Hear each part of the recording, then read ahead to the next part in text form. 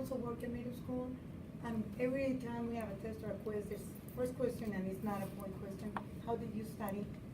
The idea is that, they see the grade and they start thinking this is a good strategy or it's not.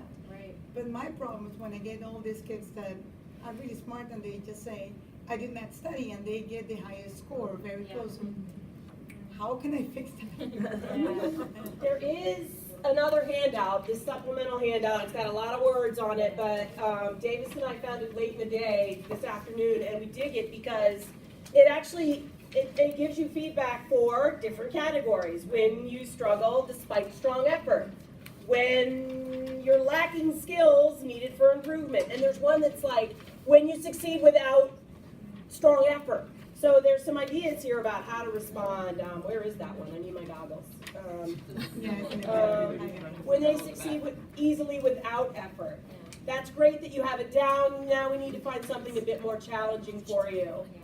It looks like you're bored because you're more challenging yourself. So there are like feedback that you can give to some of these guys. Thank you.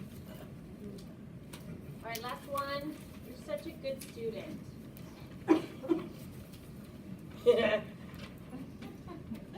good student. That's like a grandma comment. You're so good and cute.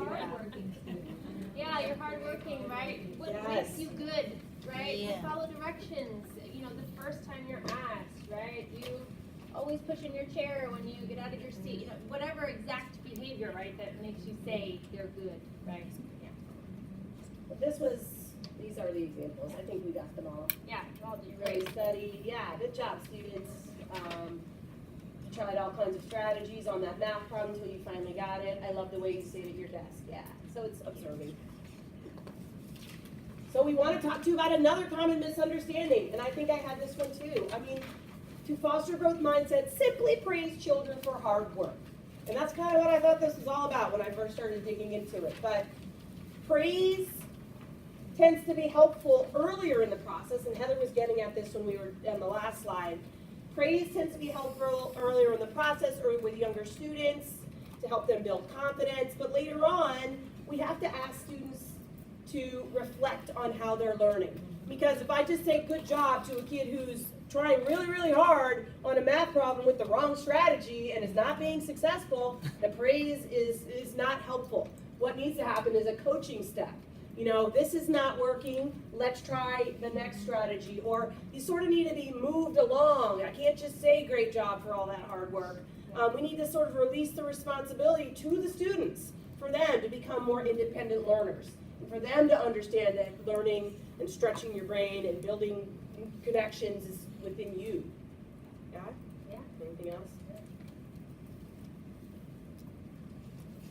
So just a quick snapshot of what we kind of sent a call out to our colleagues, school counselors across the district, and just asked, what are you doing, to really address this in your schools, and got some responses. But every school is different. So if this is something that you're really curious, is my school really fostering a growth mindset? Call the school counselor, call the teacher, ask them what they're doing, because it's going to look different everywhere. Yeah, these are a couple of some of the feedback we got. One elementary school does a screener for all fourth graders, and then they get triggered into small groups, book clubs. What does that mean? So like a survey that's looking at their language, their thoughts about themselves, that would either identify if they have a fixed mindset. And then if they do, then they would be pulled for a small group to then work on these topics. So that's across. No, That's that's just at one one. of our colleagues. Yeah, Yeah. we were like, that sounds awesome. Yeah, that'd Yeah. be great to do. What's the percentage of fake results in that survey? Because if they know that's, to determine whether they have a growth mindset or a fixed mindset, they might as well just put down the answers that are being looked for. So I don't know, since we didn't deliver this, but it's a good question. Yeah, how it's presented is really important, right? To make sure that students are answering honestly and, genuinely. We do a small group. We'll share that with you in a minute. We do whole class lessons, and so do a lot of other counselors in Arlington. And probably some of you have heard of Class Dojo. I'm going to let Heather tell you about that Yeah, one. you can find it on YouTube. Again, it's just more for the younger students, more videos with characters that they really like that are going through this process of going, feeling dumb in math and thinking, okay, I'm going to run away now. And other students say, no, your brain's a muscle. So it's just lots of different tools that you can use. school, they do, for the first 2 weeks of school, they look at growth mindsets in all their TAs. And then I think there's options for TA instructors to continue. They have lesson plans. Williamsburg, right? That was Williamsburg, yeah. And at Yorktown, they do some growth mindset through enrichment activities like the AP Scholars Program and the ROCKS program, which I'm afraid I'm not familiar with. Maybe one of you guys know what ROCKS program is, but yeah. So just a little bit about when we do a small group that's really focusing on growth mindset, there's really 5 areas that we focus on with students. And the first is helping the students recognize if they have a fixed mindset, which usually they do because that's why they're in the group, but they need to see like what are my negative thoughts? What are the things that I'm thinking about my work or my effort in class? And usually it helps to ask, what do you hear other kids say? Like what mean things do you hear other kids say about each other, right? And it's like, is that helpful? And then it's like, have you ever said something like that about yourself? And yeah, things like that. And then we do kind of a cathartic process of writing out these negative thoughts and walking over to the main office and shredding them, or crippling them up and throwing them in the trash.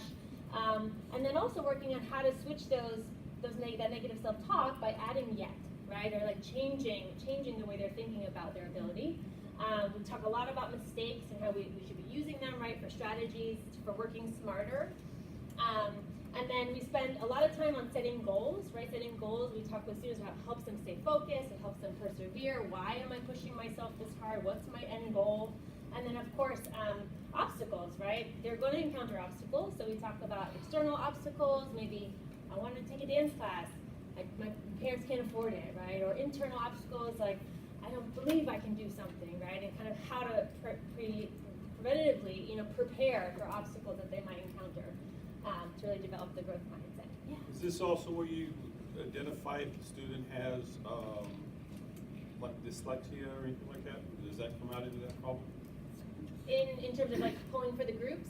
Well, I mean, I've known people that have dyslexia or whatever, and they're more of, they don't fit into the growth mindset, they fit into the fixed mindset, and they compensate for that learning disability of manipulating around. Growth mindset. Does this get identified in this program? Like So that? it's the other way around, I would say. Yeah. We're not identifying, but sometimes we work with students with disabilities like dyslexia Right. in some of our counseling groups. So the group probably wouldn't, based on how we pick students for the group, it wouldn't be based on dyslexia or a disability. But if we had a student with a disability that had a fixed mindset, they might be someone based on a referral from a parent, a teacher, Yeah. someone that we know, they might be in our group. Does that help? Okay. Wait, I wanted to say one more thing about that. One other thing that I wanted to mention is that we have one of our SMART goals this year is we're really doing this growth mindset small counseling group. We're doing a couple to help with achievement, student achievement, and helping students have compensating strategies so that they can do a better job academically. A few more here for you.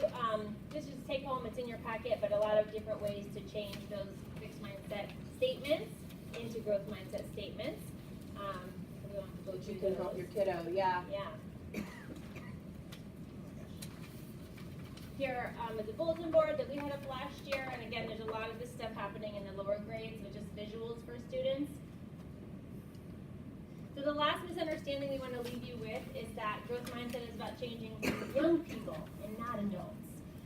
So I'm sure you've heard that you should be modeling lifelong learning, for your students and your children, but it's true, right? As parents, as educators, we have to really explore our own mindsets, about ourselves and about our children. And if we don't, our efforts to do this will be kind of futile because our kids are going to pick up, on what we really think and what we really believe about them and about ourselves. So I challenge you, on your drive home to, really reflect on, have I tried something new in the past 6 months? Have I tried a new recipe I've never used before, right? Have I shown my child that I make mistakes, right? Have I talked about a failure? Like really being a model of not just lifelong learning, but of persevering, right? And of having a growth mindset in your daily life, right? So the last few things are just 2 slides of resources. So these are definitely geared towards lower elementary students or elementary in general. And then 4 books that we really would recommend for parents. And then these are 2 great websites with resources that we've gotten a lot from.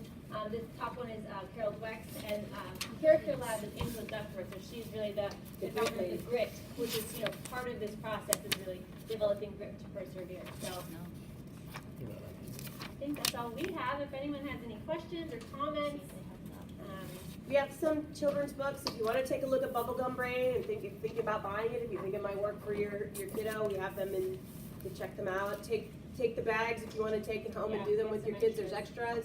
Yeah, so I had to do this training with my work, and it was fantastic, but if you don't already know, like, you get it for the County Library, put it on your phone, listen to the audio, so I drive a lot to work, so the Thursday I was listening to it in the car. What are you listening to? I didn't know what's that. it called? Mindset. Oh, Cool. Yeah, yeah, so Awesome. a lot of those books okay. on audio.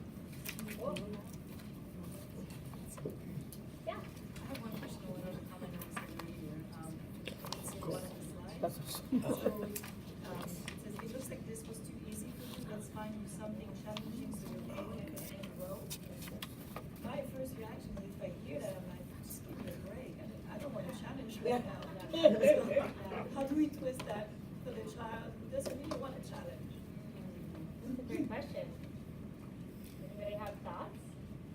I'm sure you're not the only one who has a child that doesn't want a challenge all the time. I know when I was writing papers with my mom, I never wanted my mom to read them. Because that meant she was going to edit the hell out of it, and I'd have to rewrite it, you know, I did not want that, I didn't want her to see it. So yeah, I don't have a, I don't know. Sometimes I think too much feedback is, you know, also happening, and yeah. maybe just not having feedback sometimes, unless if the kid's, you know, okay with where they're at. Yeah.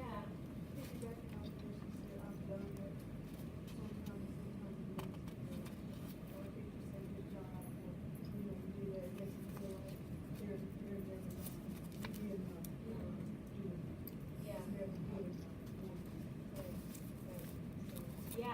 I think the key to that one is, though, it was a kid who didn't try very hard but was successful, right? So that's when you might say, looks like you need a challenge. But if they've worked their butt off and they've really, you know, worked hard at something that was hard, then the feedback you're talking about is necessary, yeah.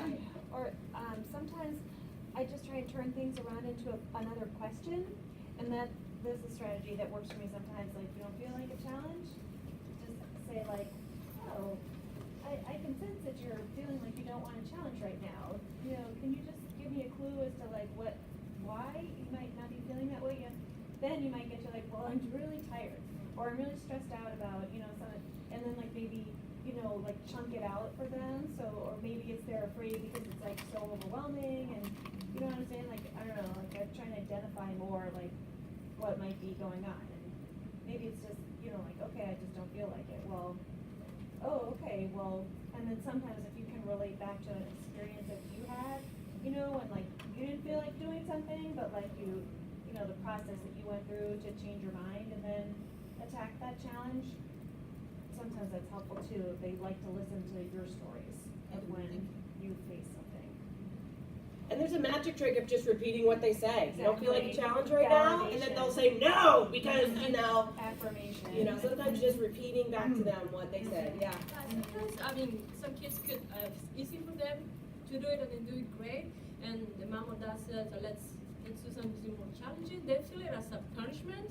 Why? I mean, I'm doing it fast and you want to make it out. I mean, and this is, I'm trying to analyze myself. That happened to me when I was a child.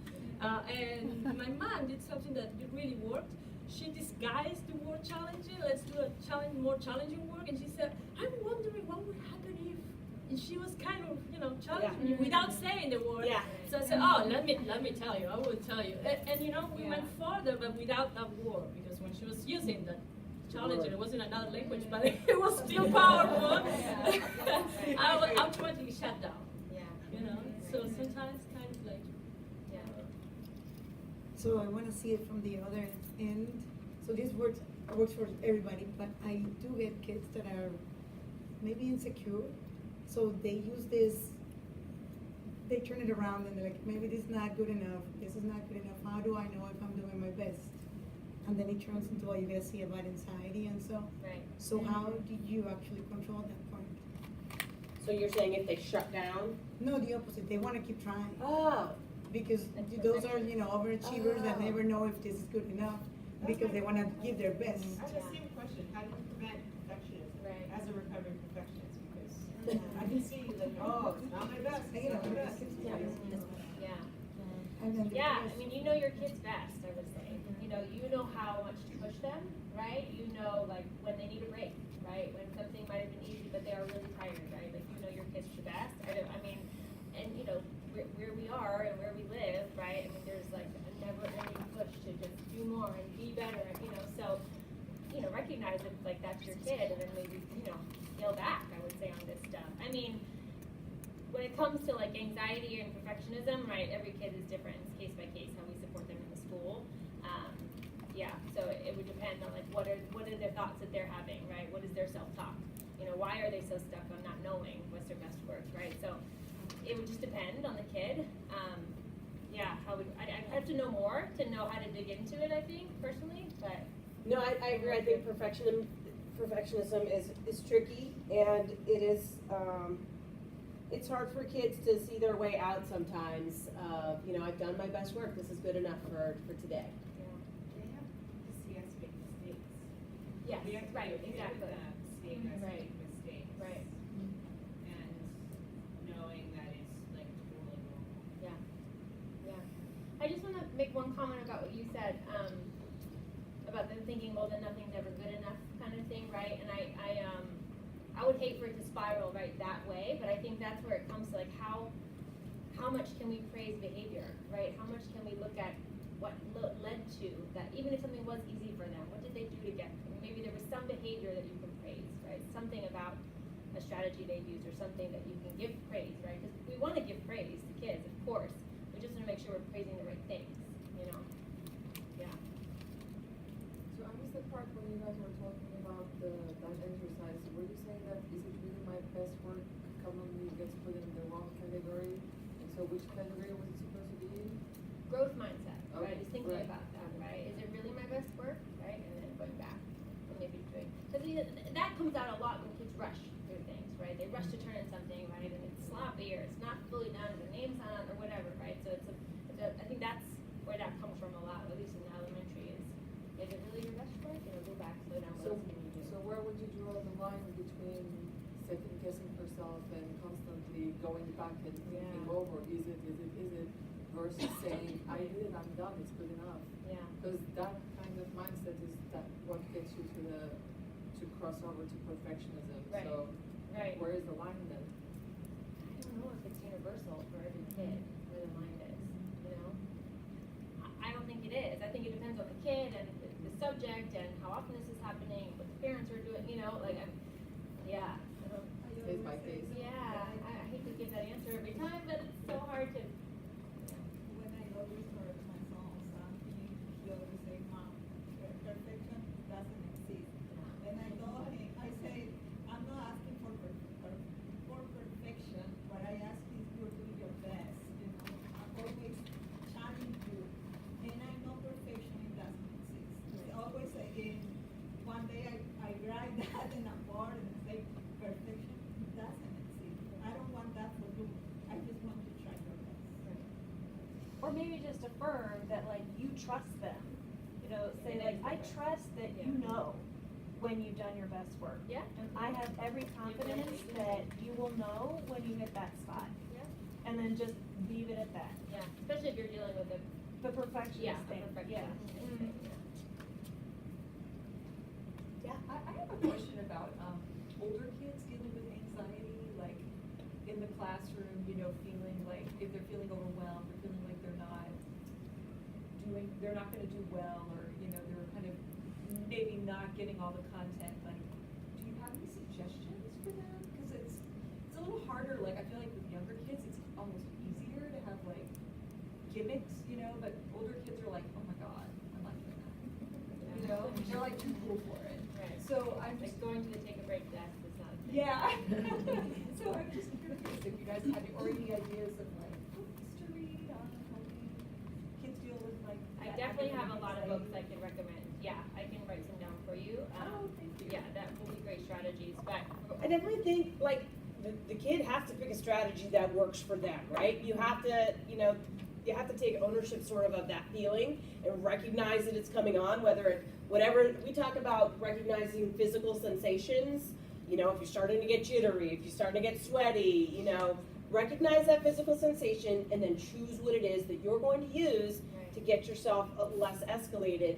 And I mean, we have kids in elementary school that don't like breathing. I hate that breathing stuff.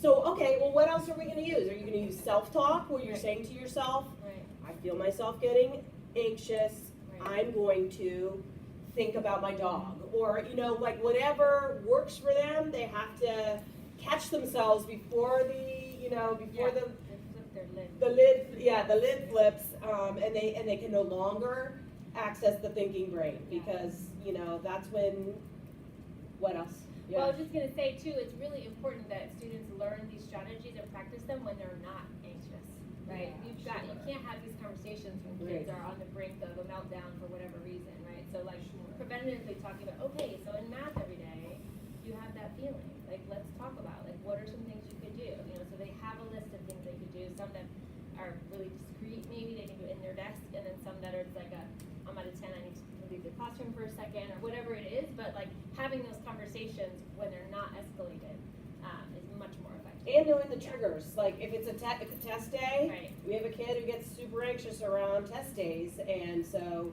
how are we going to prepare? Let's do some exposure, Right. talking about it, thinking about it, acting like you're sitting down at your table and practicing, whatever the triggers are, is also important. I wonder what strategies you might suggest for shifting your child out of a habit that they've acquired and shifting them into a growth mindset about it. So just for example, our son has a bunch of fine motor delays and pencil grip is a huge issue. And how can I encourage him without telling him that he's doing it wrong, even though he is doing it wrong? Like, what's a way of framing? And I can see this applying to many other habits that Yeah. our kids acquire. Does he know that that's the improper pencil grip? Been told by a variety of people. I think it's becoming a stubborn thing now. Like, I'm gonna find a way to write no matter what. Is it preventing him from completing work? Yes.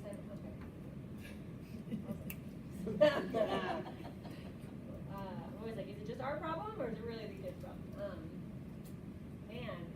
I mean, I think some level of this is something that you need to learn down the road to be a writer or to, and this is something that we're going to continue to practice and work on and seeing it as maybe yet kind of something you haven't gotten yet, but that we need to continue to practice so that whatever the OT might say because you don't work your hand or because, your letters aren't formed or whatever it is, we're going to keep working on this. We're going to keep going so that even though it's uncomfortable, we're going to, You know why? it sounds like cheerleading, but. I like that because it might hurt your hand.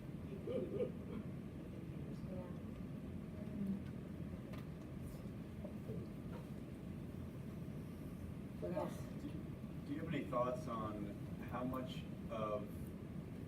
help should we be providing our kids to get their work done at home, to do it, to get to the right answer, versus letting them go in with lots of mistakes in their homework? I mean, I know if we're there trying to work them through the struggle, help them with the struggle, do we let them go in even if they didn't get, we struggled, we saw them struggle, they did a good job with the struggle, but they got the wrong answer?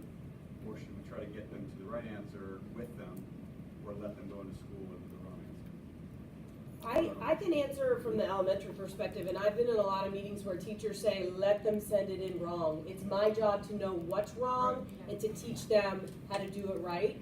But we do have a lot of parents who spend hours with kids, and it's frustrating for everyone involved, and so we understand the struggle, and you're helping. But I think in our case, I would say, a minimal amount of assistance, and then let them bring it in wrong.